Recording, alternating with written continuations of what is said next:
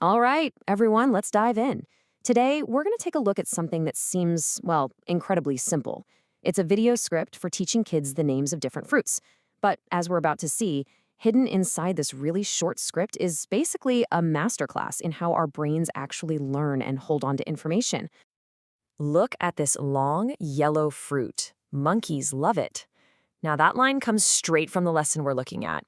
It sounds super cute, right? Just a simple description for a little kid. But what if I told you it's actually a really sophisticated memory tool in disguise? And that's really the big question for us today. Is this just a charming way to teach, or is it a brilliantly designed system for making information stick?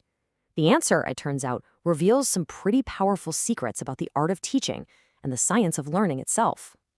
So, what are we looking at exactly? Well, our source material is a video script from a Cambridge Starters English course. It's made to teach some basic words to very, very young learners. It's short, it's got a cheerful tone, and it is laser focused. The goal here couldn't be more straightforward. The entire script is built around one single thing, helping a child memorize the names of 6 specific fruits. That's it. Nothing more, nothing less. It's a perfect little case study in how to teach with a clear purpose. And here they are: lemon, lime, mango, orange, banana, and coconut. Seems like a pretty simple list, but the real magic isn't in what is being taught, it's all in the how. And that's the million-dollar question, isn't it? How do you turn a simple word list into knowledge that actually lasts?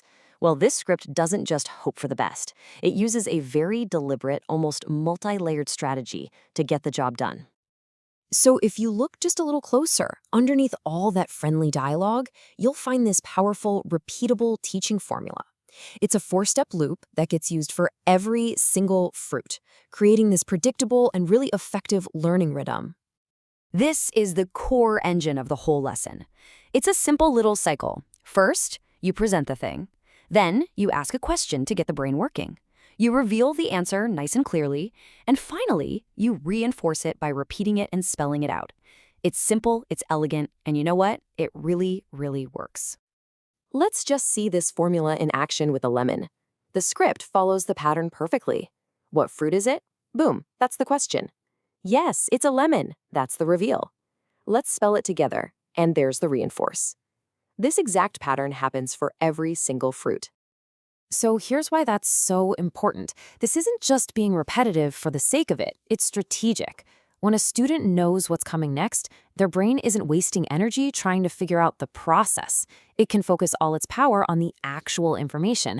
This frees up so much mental space, and honestly, it just builds the kids' confidence with every little success. Okay, but it gets even smarter than that. The script doesn't just give you a name and a picture, it masterfully pulls in multiple senses to build a much richer, more durable memory of each fruit. Let's see how it does it. Take the lime, for instance. The script doesn't just say lime. It adds these visual anchors: its color, green, and its size, small. Right away, that creates a much stronger mental picture than just the word by itself. Now, with the mango, it goes beyond just what you see. It connects to taste and even touch. By describing it as sweet and juicy, the script is practically begging the learner to imagine what it's like to eat a mango. That creates a way deeper sensory connection. And look at the coconut. The description gets even more complex. It's engaging your sense of touch, hard brown skin, and this unique thing about it, white water inside. It's like you're building a whole 3D model of the thing in your head. Which brings us right back to that line about the banana. Monkeys love it. This isn't just some throwaway fun fact. It's a perfect example of something called associative memory. The script is linking the new word, banana, to something the child probably already gets: monkeys. That connection acts like a mental hook, making the new word way easier to find and pull out of your memory later. Okay, so the script has done a great job building a strong initial memory. But how does it make sure that memory doesn't just, disappear in a day? It uses 2 of the most proven techniques for long-term retention. First up, it uses direct, super explicit instructions. When it says repeat after me and keep practicing every day, that's not just filler text. Those are direct commands. They are calls to action for repetition and what's known as spaced practice. Classic, incredibly powerful tools for moving information from your short-term into your long-term memory. And second, the script forces something called active recall. Think about the difference here. Passive learning is just kind of letting a list of fruits wash over you. The information only flows one way. But active recall, which is triggered by a question like, what fruit is it, forces your brain to go digging for the answer. It has to retrieve the information. And that active retrieval is like a workout for your brain. It's what makes the memory stronger. So at the very end, when the teacher asks, what's your favorite fruit, that's not just making friendly conversation. It is one last, brilliant, kind of sneaky test of active recall. To answer that question, the child has to mentally scan all 6 fruits they just learned, pick one, and say it out loud. It's a perfect little personalized quiz that cements the entire lesson. So, after picking apart this super simple script, what's the big takeaway? We've basically uncovered some universal principles that separate good teaching from great teaching. And it doesn't matter what the subject is or how old the student is. You know, what this all really boils down to is this. The most effective ways to learn aren't always the most complex or the most flashy. They're the ones built on a foundation of absolute clarity, a predictable and supportive structure, and methods that actually get the learner's brain engaged. So here are the secrets we've kind of unpacked today. Use simple, repeatable structures so the brain can relax and focus.